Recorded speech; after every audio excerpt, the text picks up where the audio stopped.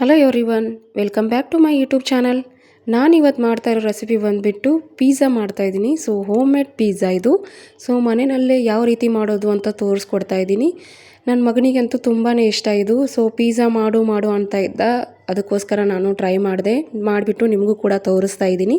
ಹಾಗಿದ್ರೆ ಬನ್ನಿ ಯಾವ ರೀತಿ ಪಿಜ್ಜಾ ಮಾಡೋದು ಅಂತ ತೋರಿಸ್ಕೊಡ್ತಾ ಇದ್ದೀನಿ. ಸೊ ಇವಾಗ ಒಂದು ಬೌಲಲ್ಲಿ ನಾನಿವಾಗ ಅರ್ಧ ಕಪ್ ಆಗುವಷ್ಟು ಮೊಸರನ್ನ ತೊಗೊಂಡಿದ್ದೀನಿ. ಗಟ್ಟಿ ಮೊಸರು ನಿಮ್ಮ ಮನೆಯಲ್ಲಿ ಯಾವುದಿದೆಯೋ ಅದನ್ನು ಯೂಸ್ ಮಾಡ್ಕೊಳ್ಳಿ. ಹಾಗೆ ಸ್ವಲ್ಪ ಸಕ್ಕರೆನ ಹಾಕ್ಕೋತಾ ಇದ್ದೀನಿ. ಮೊಸರೊಳಗಡೆ ಹಾಕ್ಕೋಬೇಕು. ನೆಕ್ಸ್ಟ್ ಬಂದುಬಿಟ್ಟು ಬೇಕಿಂಗ್ ಸೋಡಾನ ಹಾಕ್ಕೋತಾ ಇದ್ದೀನಿ. ಅದು ನೆಕ್ಸ್ಟ್ ಬಂದುಬಿಟ್ಟು ನಾನು ಮೈದಾ ಹಿಟ್ಟನ್ನು ತೊಗೊಂಡಿದ್ದೀನಿ. ಅಂದರೆ ಒಂದು ಬೌಲ್ ಮೈದಾ ಹಿಟ್ಟನ್ನು ತೊಗೊಂಡ್ರೆ ಅರ್ಧ ಕಪ್ ಮೊಸರನ್ನ ತೊಗೋಬೇಕು. ಸೊ ನೀವು ಕ್ವಾಂಟಿಟಿ ನೋಡಿಕೊಂಡು ಹಾಕ್ಕೊಳ್ಳಿ. 2 ಬೌಲ್ ಮೈದಾ ಹಿಟ್ಟು ತೊಗೊಂಡ್ರೆ 1 ಕಪ್ಪನ್ನು ಮೊಸರು ತೊಗೋಬೇಕಾಗತ್ತೆ. ಸೊ ಈ ಥರ ಚೆನ್ನಾಗಿ ಮಿಕ್ಸ್ ಮಾಡ್ಕೊಳ್ಳಿ. ಗಟ್ಟಿ ಮೊಸರಲ್ಲಿ ಇರುತ್ತಲ್ಲ, ಸೊ ಅದಕ್ಕೋಸ್ಕರ ಚೆನ್ನಾಗಿ ಮಿಕ್ಸ್ ಮಾಡ್ಕೊಳ್ಳಿ. ಒಂದು ಸತಿ ಡ್ರೈ ಮಿಕ್ಸ್ ಆಗಬೇಕು, ಅದಕ್ಕೋಸ್ಕರ ಚೆನ್ನಾಗಿ ಡ್ರೈ ಮಿಕ್ಸ್ ಮಾಡ್ಕೋಬೇಕು. ಡ್ರೈ ಮಿಕ್ಸ್ ಮಾಡ್ಕೊಂಡ ನಂತರ ತುಪ್ಪನ ಹಾಕೋತಾ ಇದ್ದೀನಿ. ತುಪ್ಪ ಇಲ್ಲ ಬೆಣ್ಣೆ ಕೂಡ ಯೂಸ್ ಮಾಡ್ಕೋಬೋದು. ತುಪ್ಪ ಬೇಡ ಅನ್ನೋರು ನೀವು ಈನೋ ಪೌಡ್ರನ್ನ ಕೂಡ ಯೂಸ್ ಮಾಡ್ಕೊಳ್ಳಿ, ಸ್ವಲ್ಪ ಜಾಸ್ತಿ ಮಿದುವಾಗೋದಕ್ಕೆ. ಹಾಗೆ ಟೇಸ್ಟ್ ಕೂಡ ಕೊಡುತ್ತೆ. ನೆಕ್ಸ್ಟು ಸ್ವಲ್ಪ ರುಚಿಗೆ ತಕ್ಕಷ್ಟು ಉಪ್ಪನ್ನು ಹಾಕೋತಾ ಇದ್ದೀನಿ. ಎಲ್ಲನೂ ಒಂದು ಸತಿ ಡ್ರೈ ಮಿಕ್ಸ್ ಮಾಡ್ಕೋಬೇಕು. ಈ ರೀತಿ ಡ್ರೈ ಮಿಕ್ಸ್ ಮಾಡ್ಕೊಂಡ ನಂತರ ಉಗುರು ಬೆಚ್ಚಗೆ ನೀರನ್ನು ತೊಗೊಂಡಿದ್ದೀನಿ. ಜಾಸ್ತಿ ಬಿಸಿ ಮಾಡೋಕ್ಕೆ ಹೋಗಬೇಡಿ, ಉಗುರು ಬೆಚ್ಚಗಿದ್ರೆ ಸಾಕು. ಈ ಥರ ಮಿದುವಾಗಿ ನಾದ್ಕೋಬೇಕು ನಾವು ಹಿಟ್ಟನ್ನು. ನೀವು ಚಪಾತಿ ಹಿಟ್ಟನ ಥರ ನಾದ್ಕೋಬೇಡಿ. ಸೊ ಮಿದುವಾಗಿರಲಿ, ಸ್ವಲ್ಪ ಹಿಟ್ಟು ಸಾಫ್ಟಾಗಿ ಬರಬೇಕು. ಸೊ ಅದಕ್ಕೋಸ್ಕರ ಉಗುರು ಬೆಚ್ಚಗಿನ ನೀರು ಅಂತಂದರೆ ನಾವು ಈ ಥರ ಕೈಲೇ ಮುಟ್ಕೊಂಡ್ರೆ ಅದನ್ನು ಹಾಕಿ ನಾದೋದಕ್ಕೆ ಬರಬೇಕು. ಸೊ ಜಾಸ್ತಿ ಬಿಸಿ ಮಾಡ್ಕೊಳಕ್ಕೆ ಹೋಗಬೇಡಿ. ಲಾಸ್ಟಿಗೆಲ್ಲ ಕಲಸಿದ ಮೇಲೆ ಸ್ವಲ್ಪ ಕೈಗೆ ಎಣ್ಣೆನೋ ಅಥವಾ ತುಪ್ಪನೋ ಹಚ್ಕೊಂಡ್ಬಿಟ್ಟು ಇನ್ನೂ ಸ್ವಲ್ಪ ನಾದ್ಕೊಳ್ಳೋಣ. ನೀವು ಯಾವ ಥರ ಮಾಡ್ತೀರಾ ನೋಡಿ, ಕ್ವಾಂಟಿಟಿನ ಯಾವ ರೀತಿ ಮಾಡ್ಕೋತೀರಾ ಅದ್ರ ಮೇಲೆ. ಸೊ ಜಾಸ್ತಿ ಕ್ವಾಂಟಿಟಿ ತೊಗೊಂಡ್ರೆ ಎಲ್ಲನೂ ಜಾಸ್ತಿನೇ ಹಾಕ್ಕೋಬೇಕಾಗತ್ತೆ. ಈ ರೀತಿ ಲಾಸ್ಟಿಗೆ ಎಣ್ಣೆ ಸವರ್ಬಿಟ್ಟು ಇದನ್ನು 10 ಮಿನಿಟ್ಸ್ ರೆಸ್ಟ್ ಮಾಡೋಕ್ಕೆ ಬಿಡೋಣ. ಸೊ ಇವಾಗ ಇದನ್ನು ಸೈಡಲ್ಲಿ ಇಡ್ತಾಯಿದ್ದೀನಿ. ಈಗ ನೆಕ್ಸ್ಟು ಇದಕ್ಕೆ ಪ್ಯಾನಲ್ಲಿ ನಾನಿವಾಗ ಸ್ಟ್ಯಾಂಡ್ ಇಡ್ತಾಯಿದ್ದೀನಿ. ಈ ಥರ ಸ್ಟ್ಯಾಂಡ್ ಇರಲಿಲ್ಲ ಅಂದರೆ ನಿಮ್ಮ ಮನೇಲಿ ಬೇರೆ ಥರ ಸ್ಟ್ಯಾಂಡ್ ಇತ್ತಂದ್ರೂ ಯೂಸ್ ಮಾಡ್ಕೊಳ್ಳಿ. ಇರಲಿಲ್ಲ ಅಂದರೆ ಡೈರೆಕ್ಟಾಗಿ ಕೂಡ ಮಾಡ್ಕೋಬೋದು. ಸೊ ಇದು ಬಿಸಿ ಆಗಬೇಕು. ನೆಕ್ಸ್ಟು ಇದು ಕೂಡ ಇವಾಗ ಒಂದು 5 ಮಿನಿಟ್ಸ್ ಆಗಿದೆ. ಅದಕ್ಕೆ ಬೇಸ್ನ ರೆಡಿ ಮಾಡ್ಕೋಬೇಕಲ್ಲ, ಪಿಜ್ಜಾ ಬೇಸ್ನ. ಇವಾಗ ಈ ಥರ ಒಂದು ತಟ್ಟೆ ಇದೆ ನನ್ನ ಹತ್ರ, ನಾನು ಇದನ್ನು ಯೂಸ್ ಮಾಡ್ಕೋತಾ ಇದ್ದೀನಿ. ನಿಮ್ಮ ಹತ್ರ ಯಾವುದಿದೆಯೋ ಅದನ್ನು ಕೂಡ ಯೂಸ್ ಮಾಡ್ಕೊಳ್ಳಿ. ಇದಕ್ಕೆ ಸ್ವಲ್ಪ ತುಪ್ಪನ ಆ್ಯಡ್ ಮಾಡ್ಕೋತಾ ಇದ್ದೀನಿ. ತುಪ್ಪ ಇಲ್ಲ ಎಣ್ಣೆನೂ ಕೂಡ ಹಚ್ಕೋಬೋದು. ತುಪ್ಪ ಹಚ್ಕೊಂಡ್ರೆ ತುಂಬ ಟೇಸ್ಟಾಗಿರುತ್ತೆ ಅಂತ ತುಪ್ಪ ಹಚ್ಕೋತಾ ಇದ್ದೀನಿ. ಈ ಥರ ತಟ್ಟೆನಲ್ಲಿ ಸ್ಪ್ರೆಡ್ ಮಾಡ್ಕೊಳ್ಳಿ ಎಲ್ಲನೂ. ಹಾಗೆ ನೆಕ್ಸ್ಟು ಹಿಟ್ಟು ಇದು ನೆನೆದಿದೆ. ಇವಾಗ 10 ಮಿನಿಟ್ಸ್ ಆಯಿತು. ಸ್ವಲ್ಪ ಈ ರೀತಿ ಕೈಲಿಂದ ಮಿಚ್ಕೊಳ್ಳಿ, ಇನ್ನೂ ಸ್ವಲ್ಪ ಸಾಫ್ಟಾಗಿ ಬರಬೇಕು ಅದಕ್ಕೋಸ್ಕರ. ಹಾಗೆ ಎಲ್ಲರಲ್ಲೂ ಒಂದು ರಿಕ್ವೆಸ್ಟ್, ಇನ್ನೂ ಯಾರು ನನ್ನ ಚಾನಲ್ನ ಸಬ್ಸ್ಕ್ರೈಬ್ ಮಾಡಿಲ್ಲೋ ಸೊ ಬೇಗ ಸಬ್ಸ್ಕ್ರೈಬ್ ಮಾಡಿ. ಹಾಗೆ ಬೆಲ್ ಐಕಾನ್ನ ಕ್ಲಿಕ್ ಮಾಡಿ. ಬೆಲ್ ಐಕಾನ್ ಕ್ಲಿಕ್ ಮಾಡೋದ್ರಿಂದ ನೋಟಿಫಿಕೇಷನ್ ಮೊದಲು ನಿಮಗೆ ಬರೋದು. ಹಾಗೆ ಇದನ್ನು ಚೆನ್ನಾಗಿ ಅನಿಸುತ್ತೆ ನಾದ್ಕೊಂಡ ನಂತರ ಲಟ್ಟಿಸ್ಕೋಬೇಕಾಗತ್ತೆ. ಸೊ ಇವಾಗ ನೀವು ಸ್ಟ್ಯಾಂಡ್ ಯಾವುದಿರುತ್ತೋ ನೋಡ್ಕೊಳ್ಳಿ ಮನೇಲಿ, ಅದ್ರ ಮೇಲೆ ಇಟ್ಕೊಂಡು ಲಟ್ಟಿಸ್ಕೋಬೋದು. ಸ್ವಲ್ಪ ಅಂದರೆ ಸ್ವಲ್ಪ ಹಿಟ್ಟನ್ನು ಹಾಕೋತಾ ಇದ್ದೀನಿ, ಮೈದಾ ಹಿಟ್ಟನ್ನು. ಕೆಳಗಡೆ ಸ್ವಲ್ಪ ಅಂಟ್ಕೋಬಾರ್ದಲ್ಲ, ಅದಕ್ಕೋಸ್ಕರ ಈ ಥರ ಕೈಲಿಂದ ಸ್ವಲ್ಪ ತಟ್ಟಿಬಿಟ್ಟು ಲಟ್ಟಿಸ್ಕೋಬೇಕು. ಸ್ವಲ್ಪ ತಟ್ಟಿದ ನಂತರ ನಾನು ಲಟ್ಟಣಿಗೆಯಿಂದ ಲಟ್ಟಿಸ್ಕೋತಾ ಇದ್ದೀನಿ ಪಿಜ್ಜಾ ಬೇಸ್ನ ರೆಡಿ ಮಾಡ್ಕೊಳ್ಳೋಕ್ಕೆ. ಮಕ್ಕಳಿಗೆಲ್ಲ ತುಂಬ ಇಷ್ಟ ಅಲ್ವಾ. ಸೊ ಮನೇಲಿ ಮಾಡಿಕೊಟ್ರೆ ನಿಮಗೂ ಕೂಡ ಖುಷಿ ಇರುತ್ತೆ ಮನೇಲಿ ಮಾಡಿದೆ ಅಂತ. ಸೊ ಅದಕ್ಕೆ ಇದನ್ನು ನಾನು ರೆಸಿಪಿ ಮಾಡಿ ತೋರಿಸ್ತಾ ಇದ್ದೀನಿ ನಿಮಗೆ.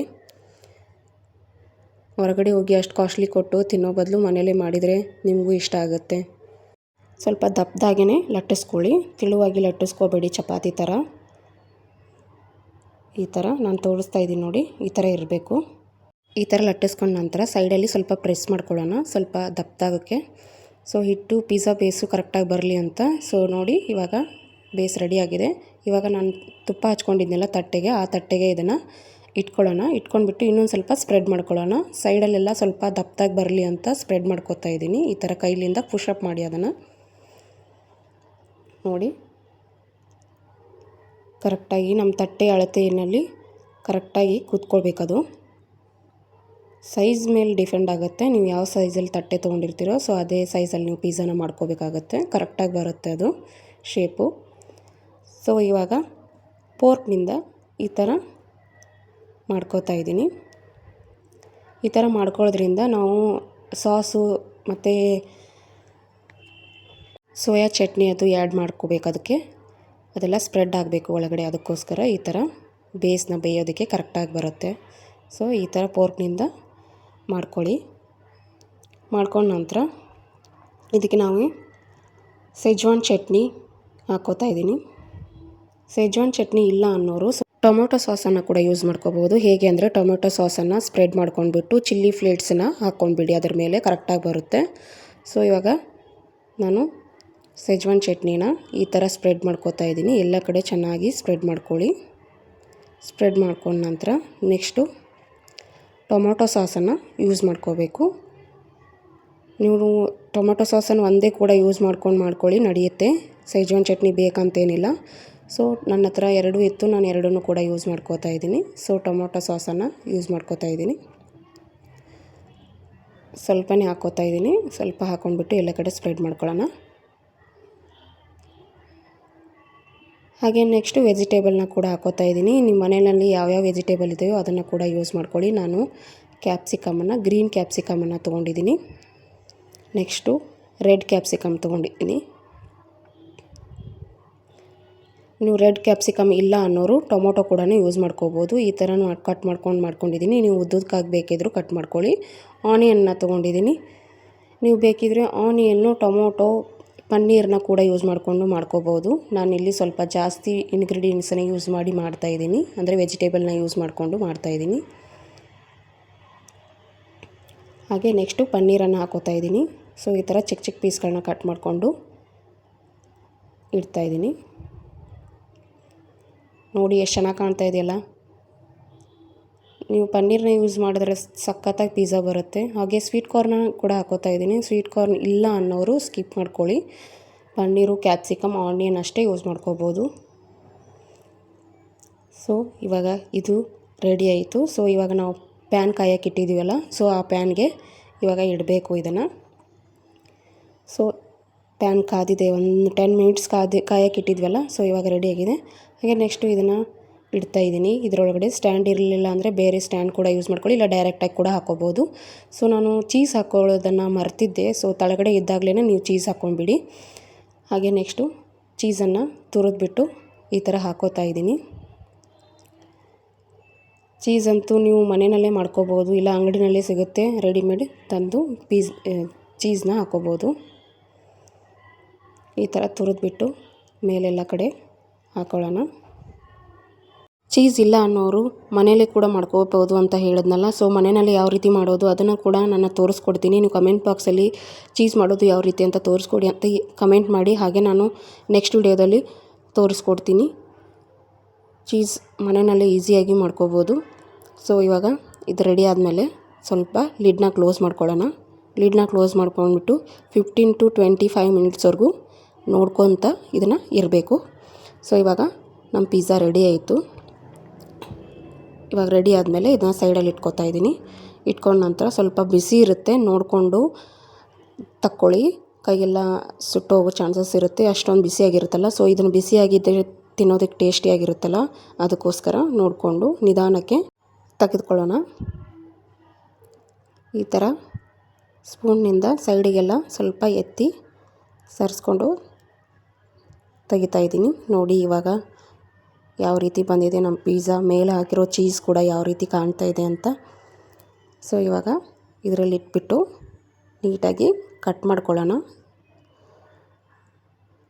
ಮೇಲೆ ಸ್ವಲ್ಪ ಚಿಲ್ಲಿ ಫ್ಲೇಕ್ಸನ್ನು ಹಾಕ್ಕೊಳ್ಳೋಣ. ಚಿಲ್ಲಿ ಫ್ಲೇಕ್ಸ್ ಇಲ್ಲ ಅನ್ನೋರು ಒಣಮೆಣಸಿನ್ಕಾಯನ್ನ ಬೀಜ ತೆಗೆದ್ಬಿಟ್ಟು ಮಿಕ್ಸಿನಲ್ಲಿ ಹಾಕ್ಕೊಂಡ್ಬಿಟ್ರೆ ಚಿಲ್ಲಿ ಫ್ಲೇಕ್ಸ್ ರೆಡಿ ಆಗುತ್ತೆ.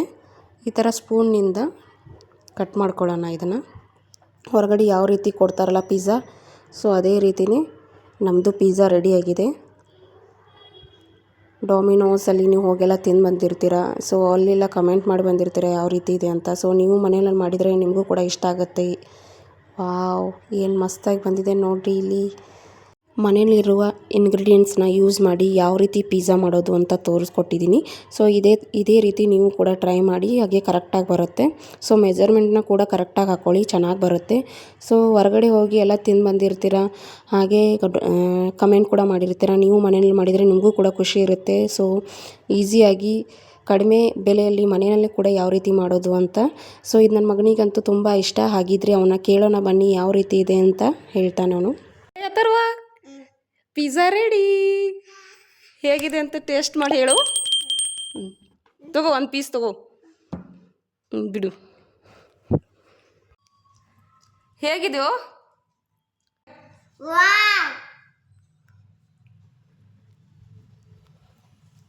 Thank you.